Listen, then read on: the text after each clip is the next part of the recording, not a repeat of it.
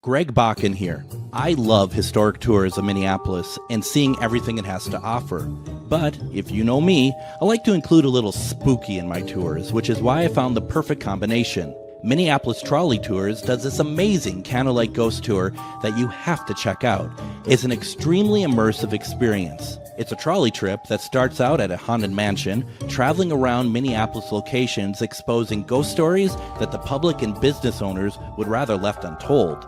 Then a tour of the aforementioned haunted mansion where ghosts of past residents from the 1800s reside, plus a lot of surprises to discover. Next, experience Gertrude's After Hours. Did I mention Gertrude is the mansion's most famous ghost? Maybe she'll show up. And you finish up the tour at Gertrude's Lounge in the haunted basement of the mansion with refreshments and Q&A. The trolleys are climate controlled and the mansion is restored to perfection. Check out MinneapolisTrolleyTours.com for more information.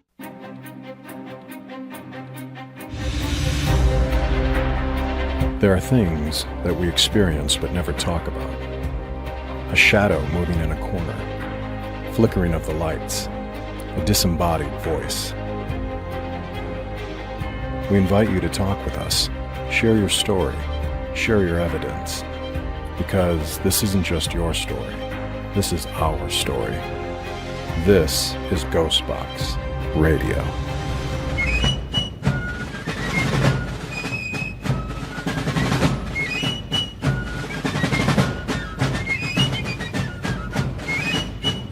And this is GhostBox Radio on AM 950, where every week we talk about the paranormal, ufology, Bigfoot, or just the unusual. My name is Greg Bakun, and thank you very much for joining me today. First of all, happy Mother's Day to everybody. I really just want to wish everybody, whether it's a biological mother, stepmother, someone who's always been there for you, whether they're in Minnesota, Arizona, doesn't really matter where, or in the case of my mom, up in heaven, I just want to say Happy Mother's Day. And, you know, I lost my mom. It's coming up on 2 years ago. And trust me, I don't think of it with sadness. I think of it with wonderful, wonderful memories, knowing that she is still with me. And I hope that you're all able to celebrate the day and enjoy. And, you know, as we always say, you know, today is Mother's Day, but really it should be every day, right? And hopefully we all follow that along very, very well. You know, the opening music that I had today was I guess it was like really hot in the top 100s in 1863 for as far as the war music category. It was called Hell on Wabash, and it was the Civil War music.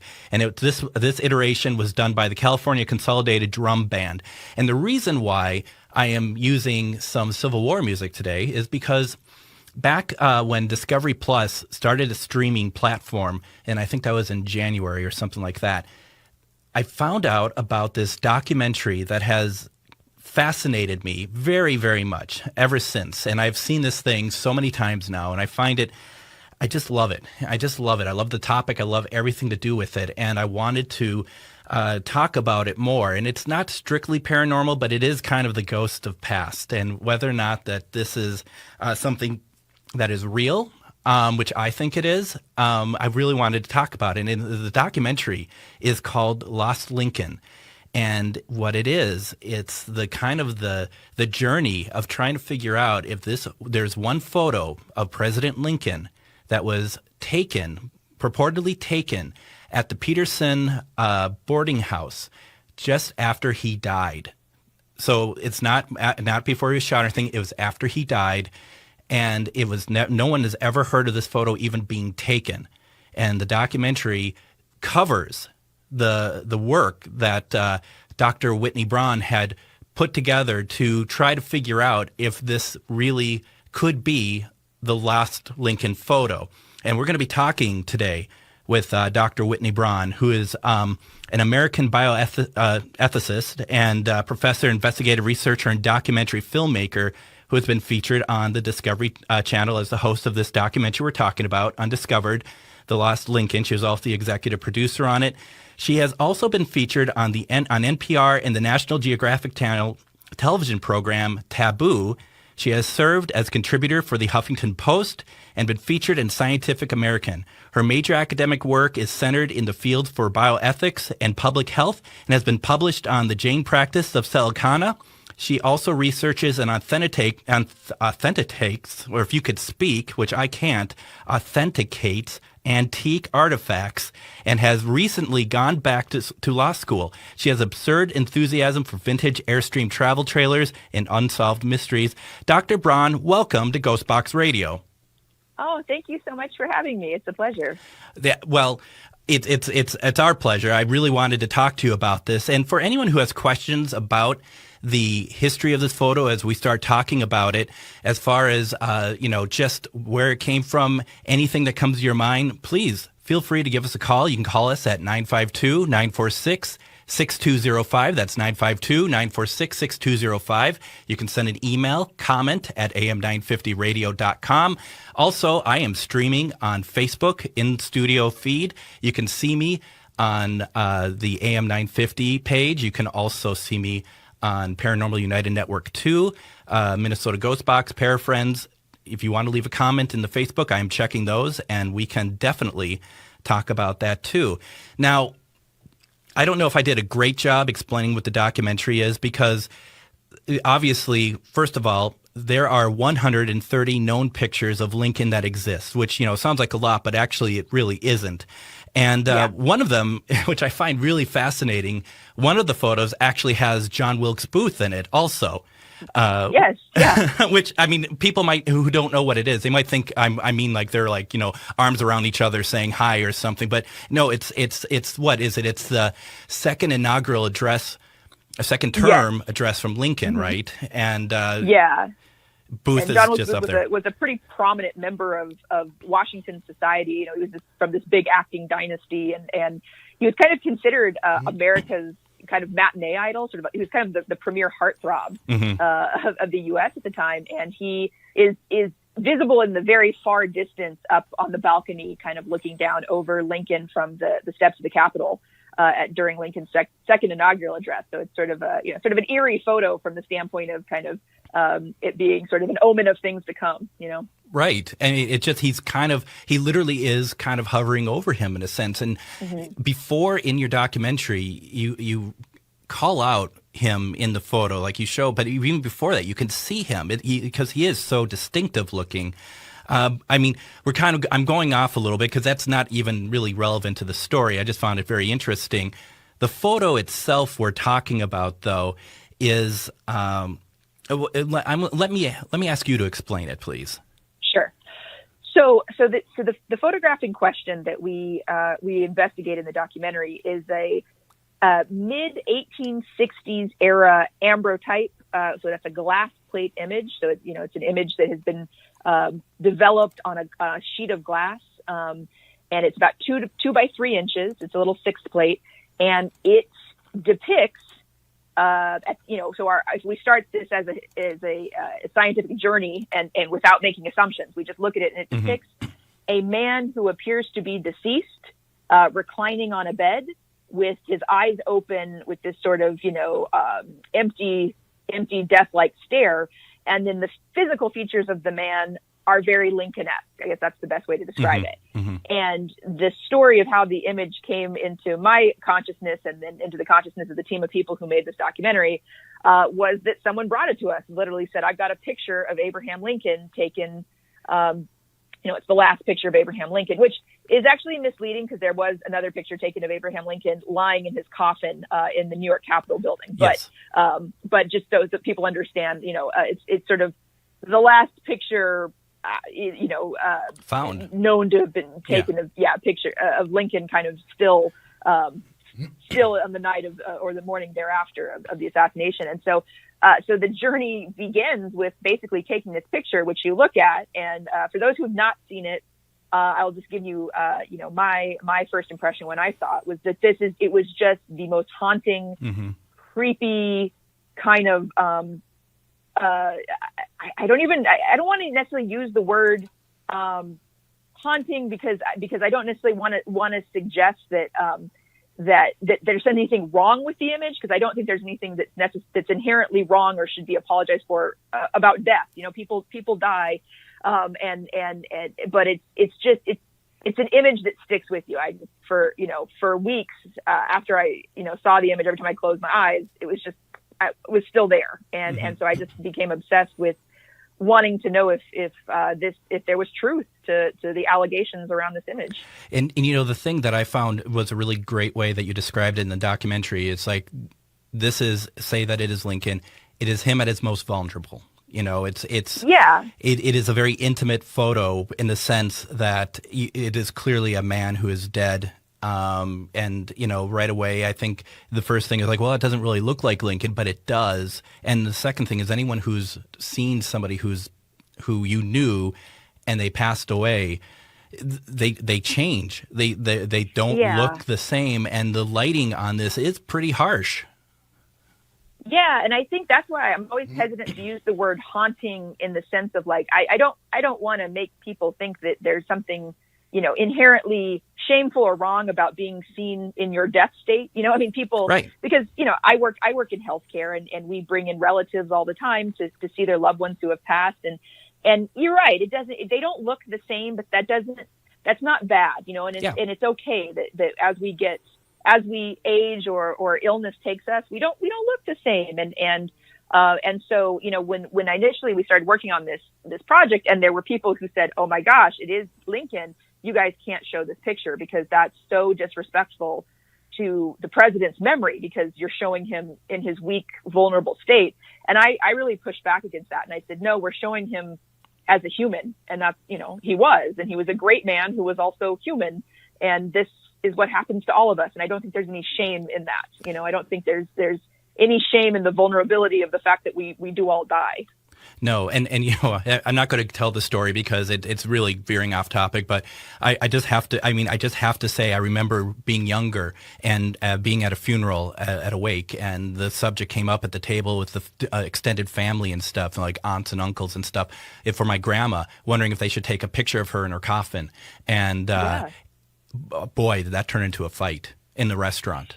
Because I'm sorry. I didn't mean to cut off. Go ahead. No, I was just going to say that it does get that emotion out there of whether it's proper or not. But there's people like me, and it's not meant to be gross or anything. But I have this interest in seeing what people look like in different states. I'm interested in it, and I don't think less of them for it. Yeah, and I think, what we tried to address a little bit in the documentary, but just frankly, there was so much to cover. We just didn't have the runtime to put it in. But, it was so common in the 19th century and really up until the early part of the 20th century to photograph your dead loved ones. That was an entire cottage industry because for many people, that might be the only option that they had for remembering their loved one. They may not have had enough money in life to ever get a photograph taken, but when the person died, it was like, okay, here's our last shot to have some memorial, right? Some memorialized version of what they look like.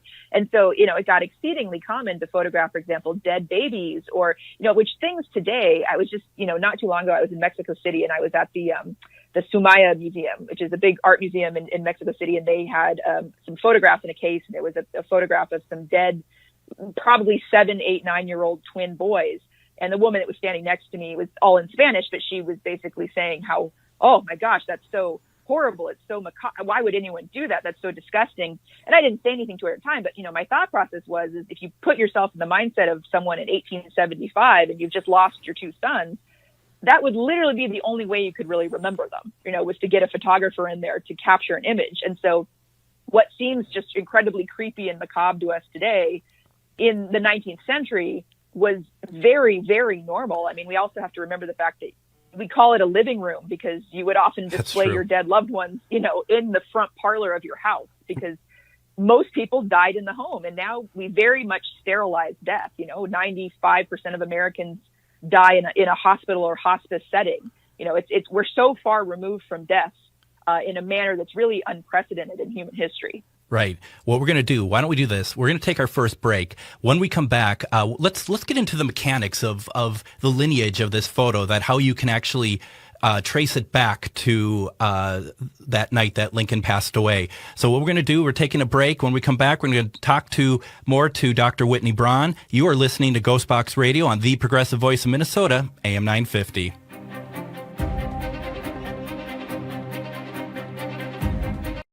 Greg Bakun here. I've told you about the out-of-the-world roast beef sandwiches at Maverick's Real Roast Beef, but I haven't told you about their Philly steak sandwiches, turkey bacon avocado sandwich, BLT, crispy chicken, fish sandwiches, brisket, or pulled pork. Okay, you get the idea. They make a lot of delicious food to the same standard as their famous roast beef sandwiches, and now I'm starving. I'm going to go to Maverick's Real Roast Beef off Lexington and Roseville, and you need to go too. Check out their menu at mavericksbeef.com. It's that time of year again where the weather is getting nice and it's time to get out of the house for some family fun. Lilliput is the perfect place and is open for the season. Be the first to take on their newest escape room, The Bunker. It's intense, exciting, and totally unforgettable. Prefer spooky? Try the Haunted Mansion. When you're done escaping, hit the mini golf course, go-karts, and jump pads. Lilliput is perfect for parties and group events too. Visit lilliput.net for hours and start your spring adventures at Lilliput. Support comes from Hennepin Arts, presenting Hidden Brain Perceptions Tour with Shankar Vedantam. Are there parts of our minds that are hidden from us? This question launched the Hidden Brain podcast 10 years ago. Now host and creator Shankar Vedantam brings 7 key insights from the first decade of Hidden Brain to the stage. Whether you're new to the show or a longtime listener, this evening of science and storytelling will change how you think about yourself. Tickets available at hennepinarts.org. Have you ever met someone who not only can help you on a deep spiritual level, but also potentially change your life? Refined Divine is an extremely gifted psychic medium who travels the nation and lives right here in the Midwest. And she offers mediumship, mentorship, house and business parties, energy healing, palm readings, and so much more. Refined Divine has helped thousands, and she can help you. Hi, this is Psychic Medium Deb. I cannot wait to hear from you. You can go to refineddivinepsychic.com. Greg Bakun here. I love historic tours of Minneapolis and seeing everything it has to offer. But if you know me, I like to include a little spooky in my tours, which is why I found the perfect combination. Minneapolis Trolley Tours does this amazing candlelight ghost tour that you have to check out. It's an extremely immersive experience. It's a trolley trip that starts out at a haunted mansion, traveling around Minneapolis locations exposing ghost stories that the public and business owners would rather left untold. Then a tour of the aforementioned haunted mansion where ghosts of past residents from the 1800s reside, plus a lot of surprises to discover. Next, experience Gertrude's After Hours. Did I mention Gertrude is the mansion's most famous ghost? Maybe she'll show up. And you finish up the tour at Gertrude's Lounge in the haunted basement of the mansion with refreshments and Q&A. The trolleys are climate controlled and the mansion is restored to perfection. Check out MinneapolisTrolleyTours.com for more information.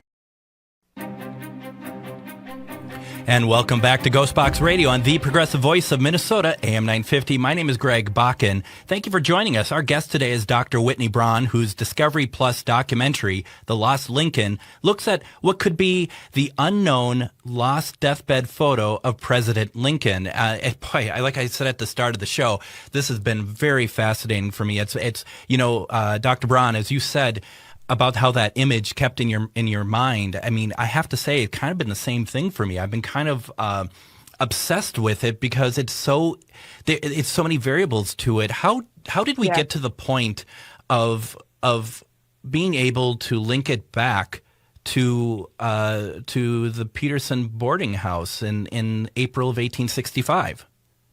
Sure, it's a fantastic question, and so basically, the linchpin in this whole story is a guy named George Valentine Rutherford. And so the story that was presented to me when I first saw the image was that the picture had come out of the estate of Margaret Hanks. Mm-hmm. Now, Margaret Hanks, same last name as Tom Hanks, and maybe people don't know that Tom Hanks is actually distantly related to Abraham Lincoln, but Hanks was Lincoln's mother's family name.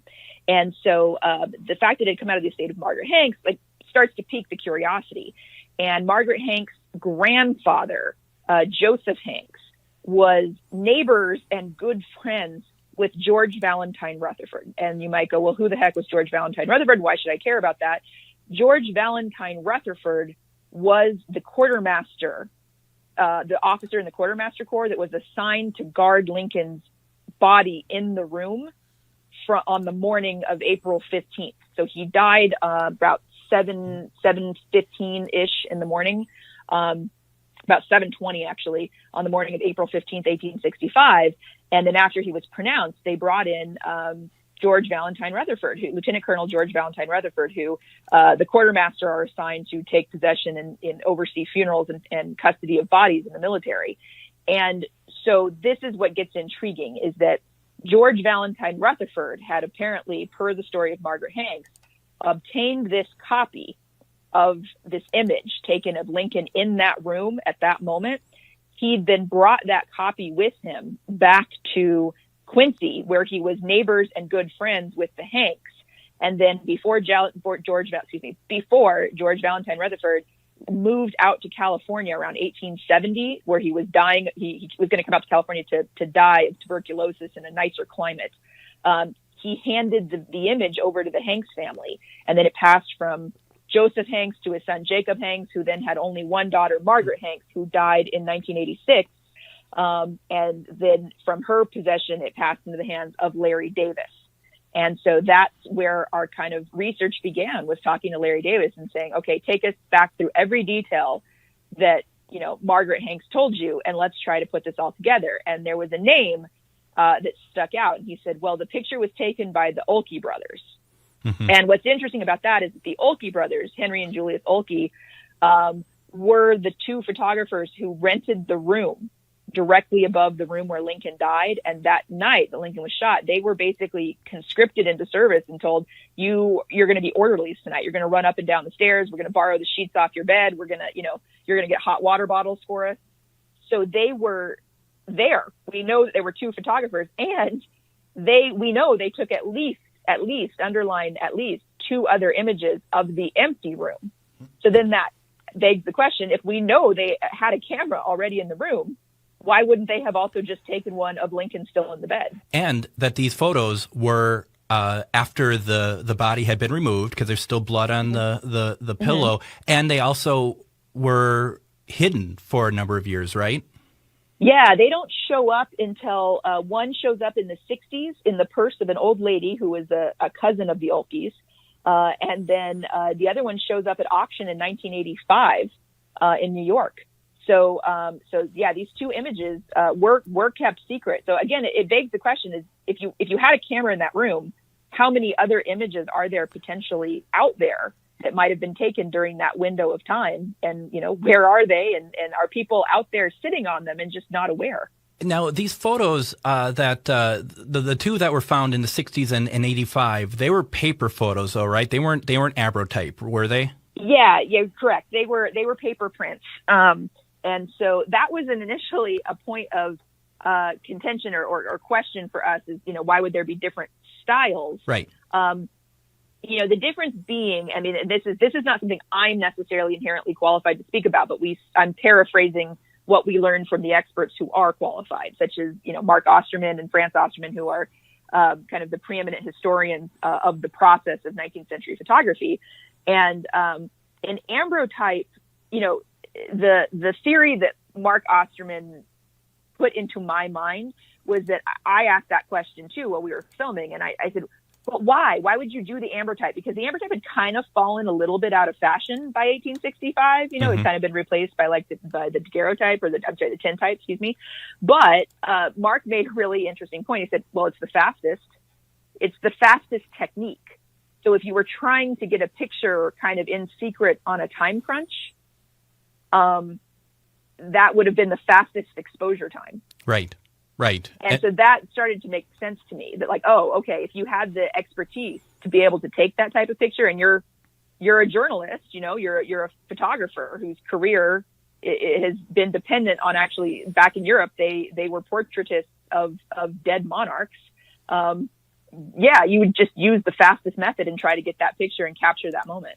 So why don't we do this? Because I want to take a second break here. When we come back, I want to talk more about how this photo came and how it all works out very well. Also, I want to play some stuff when we get back. Did I capture the voice of President Lincoln and Mrs. Mary Todd Lincoln in a Spirit Box session last week, getting ready for this show? we got some stuff. I think it's really interesting. We're going to talk about that. We're going to talk more to Dr. Whitny Braun when we come back. You are listening to GhostBox Radio on the progressive voice of Minnesota, AM 950.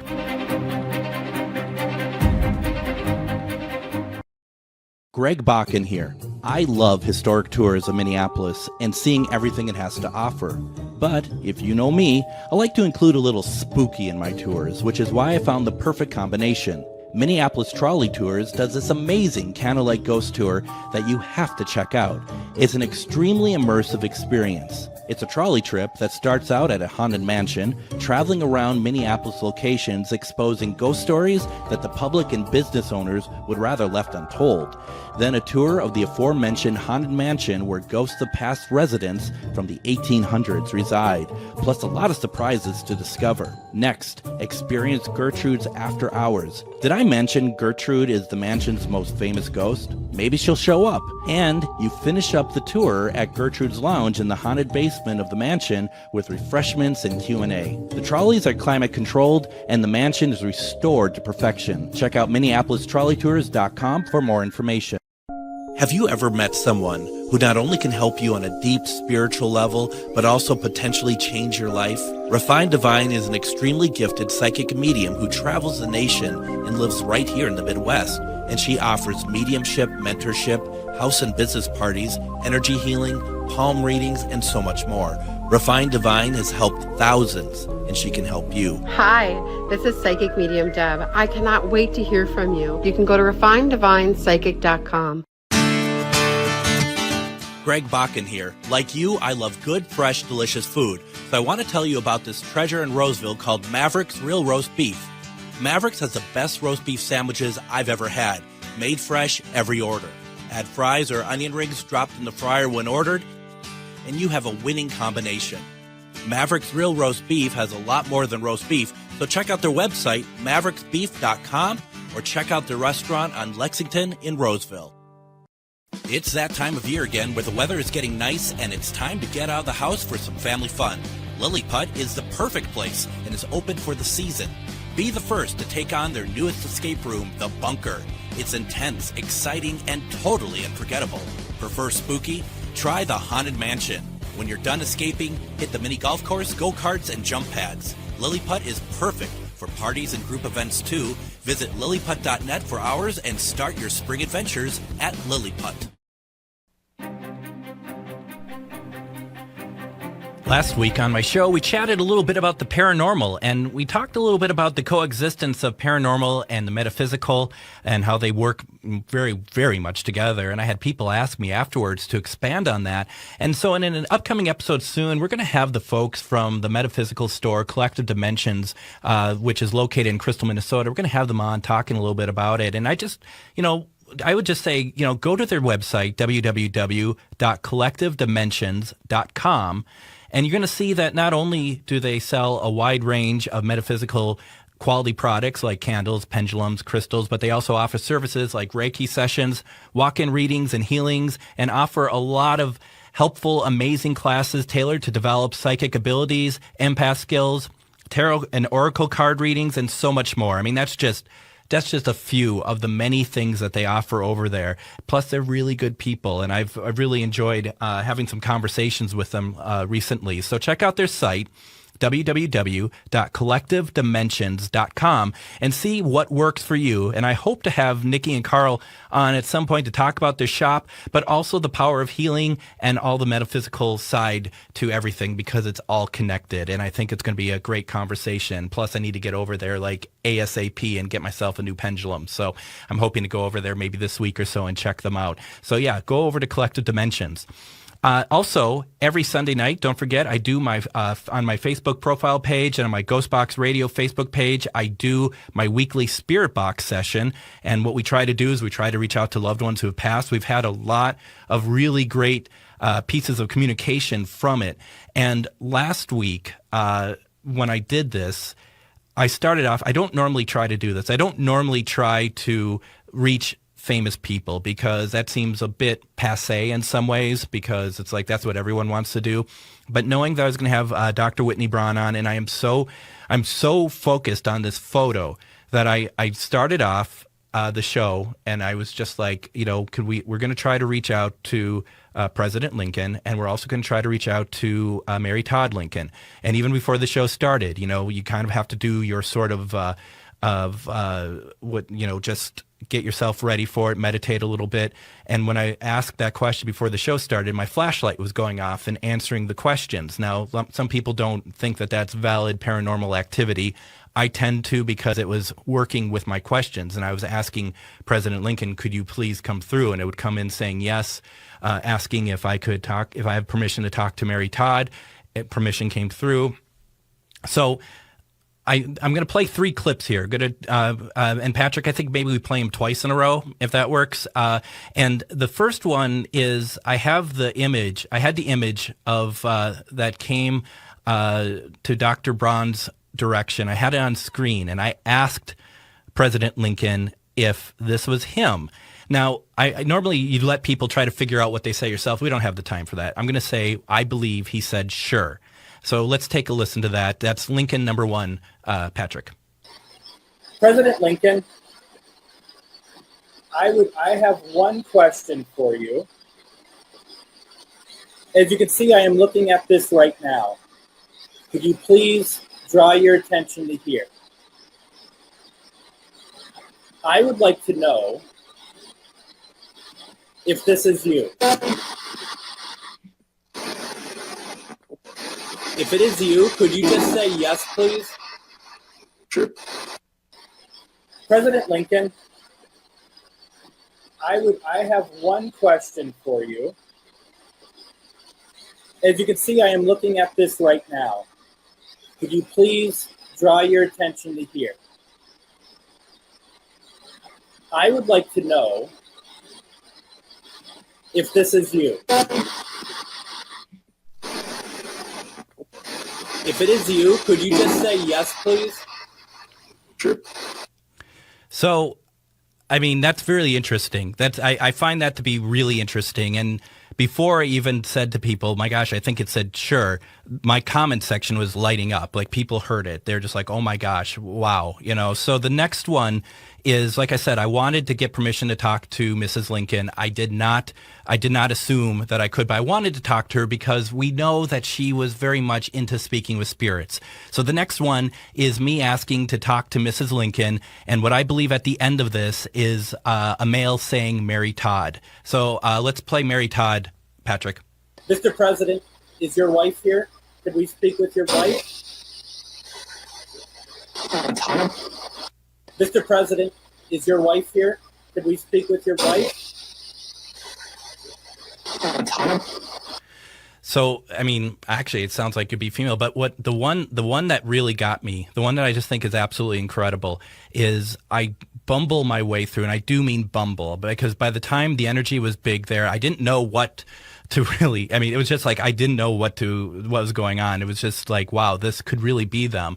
So you're going to hear me ask Mary Todd Lincoln, you spoke with spirits, when you were alive. Now that you are a spirit, do you speak with the living? And that's an eloquent way of saying it compared to how you're going to hear it.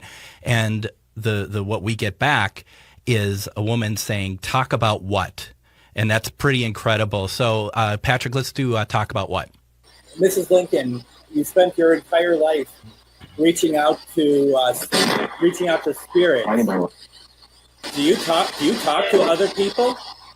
Do you talk to other people as a spirit, to other living people?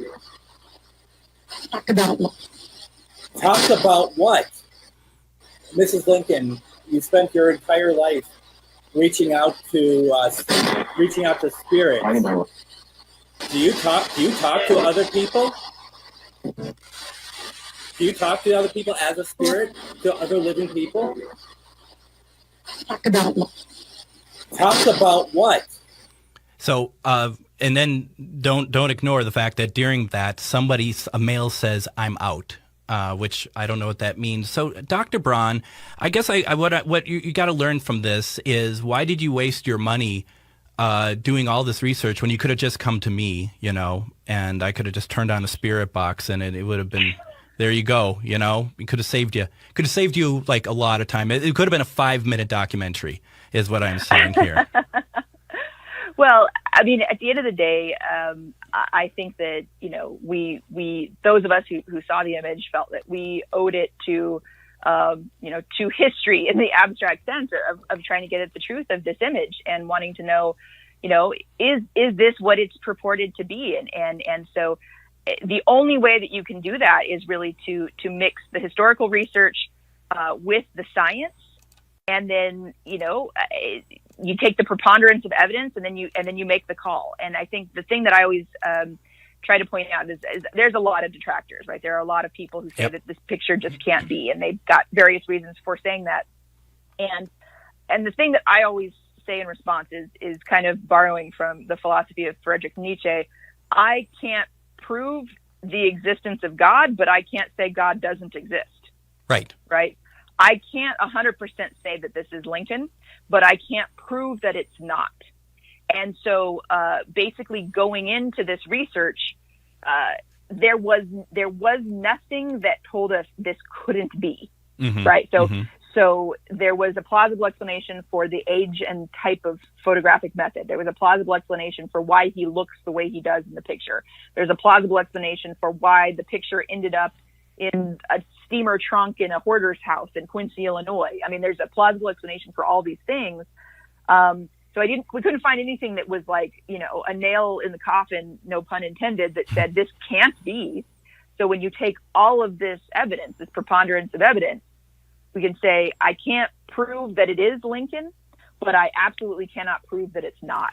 And so that's, you know, that was just, it was sort of like a addiction trying to chase down the next piece of evidence, trying to say, hey, is there anything that would prove that this isn't correct? And in fact, it kind of went the other direction for us, where we kept actually finding more evidence that was in support than was against. And yeah, that was, and it was, and as much as it is flattering to have people say, you know, ask me my opinion on the picture, it was really truly a team effort. I mean, it took an army of people to research this.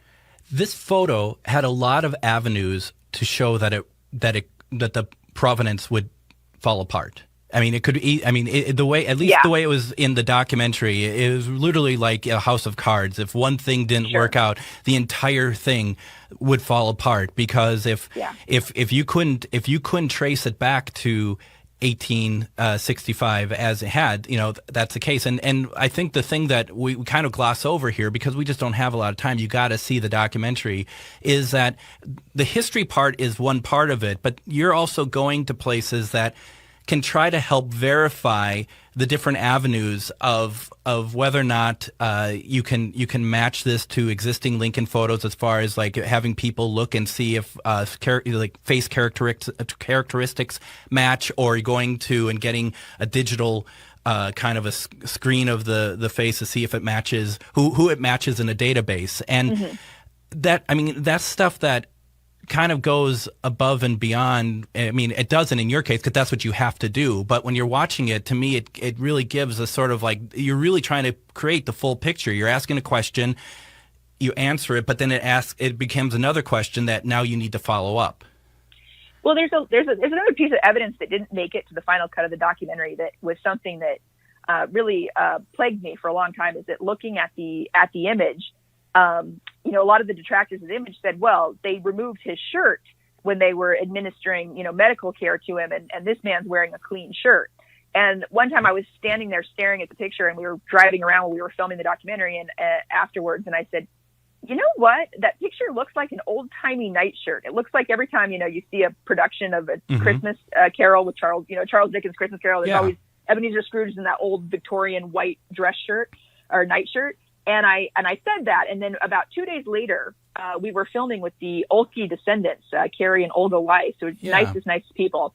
And we didn't put this in the doc. We just didn't have time because it's not definitive. But Olga Weiss said, well, the story in the family was always that, you know, that Henry and Julius loaned Lincoln the night clothes, because after they removed his shirt, they didn't want him to be undressed. So they put his nightshirt on him.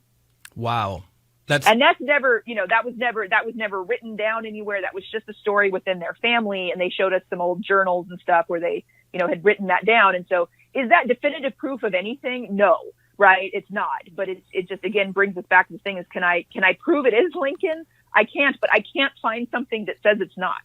And I find it also interesting that she was very much like, we've always thought that there was something else that they're hiding, about that period of time, about those pictures that maybe, and not in a negative way. It's just like we thought that there was more to it, especially once those other two photos came to light of the room. Well, what's also interesting, I also didn't make the documentary, is when we were going through their personal family collection of their images, they had a portrait taken the same week of the assassination of Salmon P. Chase and several other cabinet members that are then those are the individuals that are sketched in the official drawings that went out in the newspapers of who was present at the death of Lincoln.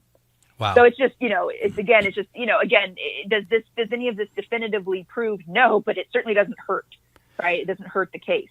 And so it was just that kind of, preponderance of evidence that just kind of kept building and building and building, just kind of would, kept spurring us on. Amazing. And couldn't really stop. And I think for me, one of the most exciting moments actually in all of the research was when Carrie Weiss told me, oh, well, Henry and Julia started their career by painting the picture of the dead princess, and it was like, oh, okay, Absolutely. Now, it's starting to make more sense. And then Stanley Burns at one point had said, well, Europeans would always photograph with the eyes open. And so you have these Prussian photographers who start their career as postmortem portraitists who got conscripted just through happenstance into being the guys cleaning up the room after Lincoln dies. And you're telling me that, I mean, just put it in the context of today. If two journalists had cameras in the room and a politician was dead, that they wouldn't take a picture? Absolutely. No, absolutely. So why don't we do this? Yeah. I was just going to say, why don't we take our final break here, and then we'll just finish up here. When we come back, we're going to talk more about this. There's just so many aspects to this. It's just so hard to get it in within 1 hour. So we're going to come back, talk more with Dr. Whitny Braun about the deathbed photo of President Lincoln. You're listening to GhostBox Radio on the Progressive Voice of Minnesota, AM 950. Greg Bakun here. I've told you about the out-of-the-world roast beef sandwiches at Maverick's Real Roast Beef, but I haven't told you about their Philly steak sandwiches, turkey bacon avocado sandwich, BLT, crispy chicken, fish sandwiches, brisket, or pulled pork. Okay, you get the idea. They make a lot of delicious food to the same standard as their famous roast beef sandwiches, and now I'm starving. I'm going to go to Maverick's Real Roast Beef off Lexington and Roseville, and you need to go too. Check out their menu at mavericksbeef.com. It's that time of year again where the weather is getting nice and it's time to get out of the house for some family fun.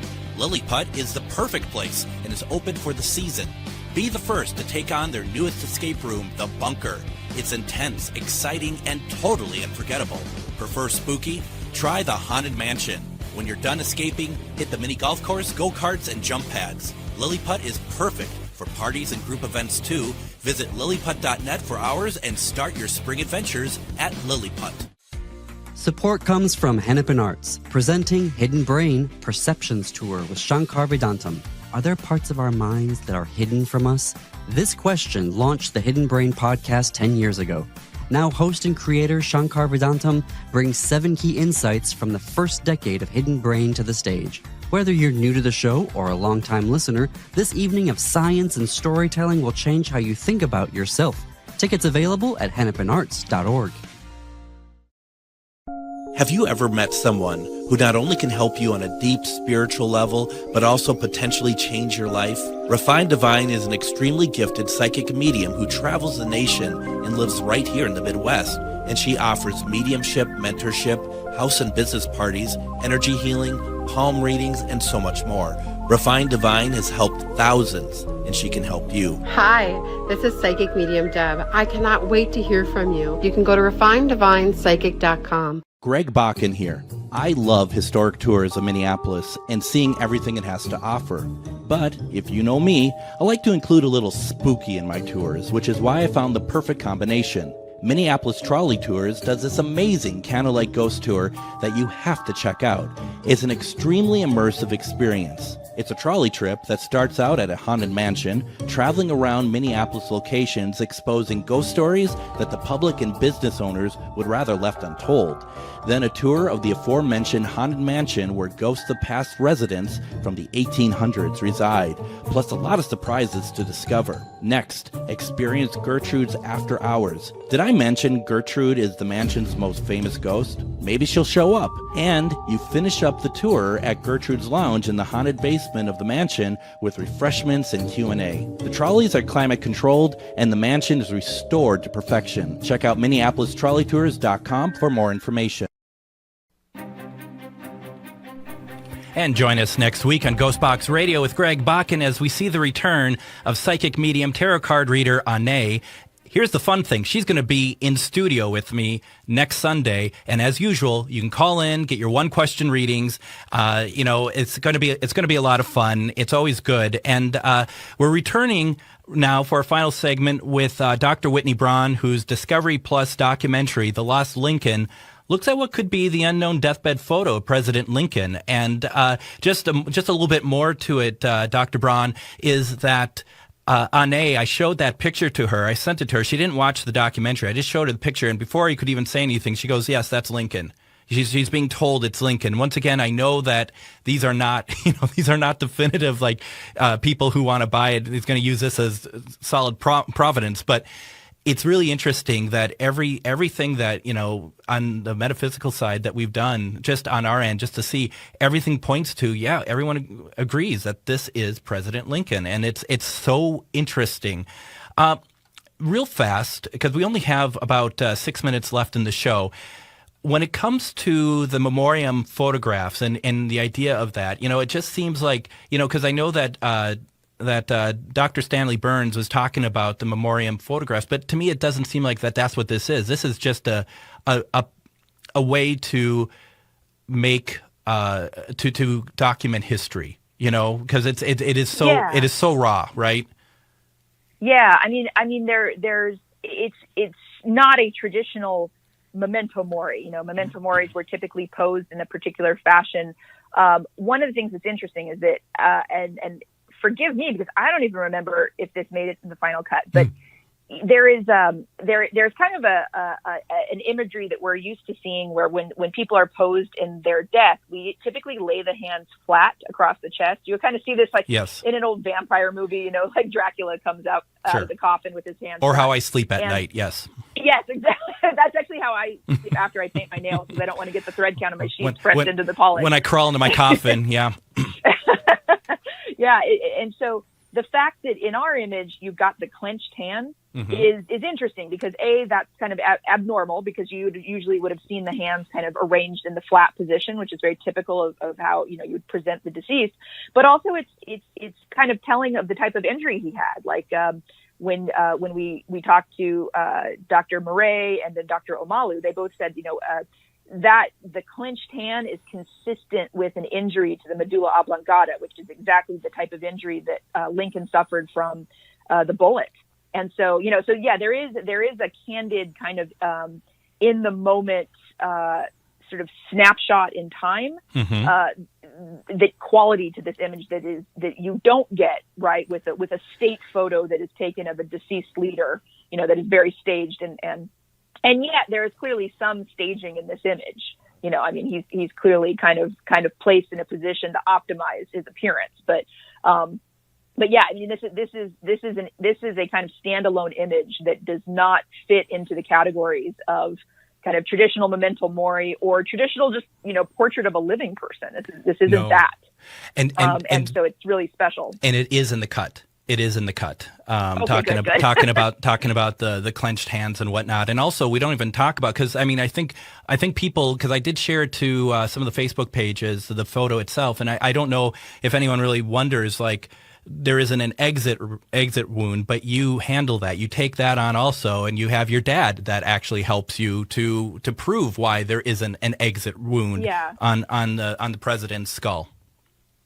Yeah, and even if we hadn't done that ballistic test, Lincoln's body toured the country. They took him on That's a grand everywhere. train ride. Yeah, and no one ever reported his face looking disfigured. Right. So there wasn't an exit wound. So even if but this brings us back to the interesting point, is that the issue of belief, right? What will people believe? Mm-hmm. And I can talk myself blue in the face. I can present all the evidence, and there are people who are just never going to believe that this picture is of Lincoln, and I have just had to make peace with that, because there are people that would just say that's not the Lincoln that I recognize, right? That's not the august figure I recognize from the $5 bill or every painting in every second grade classroom in America, and that's okay, that's okay. But the science and the research, I think, speaks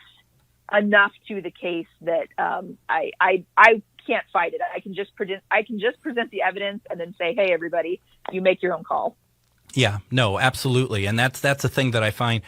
You're right. I mean, people have their own ideas about it. I mean, the thing is, when you watch it, and as I mentioned before, you got to watch the documentary, because there's a full picture being painted here. We've been focusing on the history with a little bit of the other stuff in between. But when you have your expert that has the deathbed image and one of the last pictures of Lincoln on screen together, and or actually one that's a good look of his face, one that's a good look of his face, and they're pointing out the distinct characteristics that really only Lincoln had, and there's some very rare pieces to it.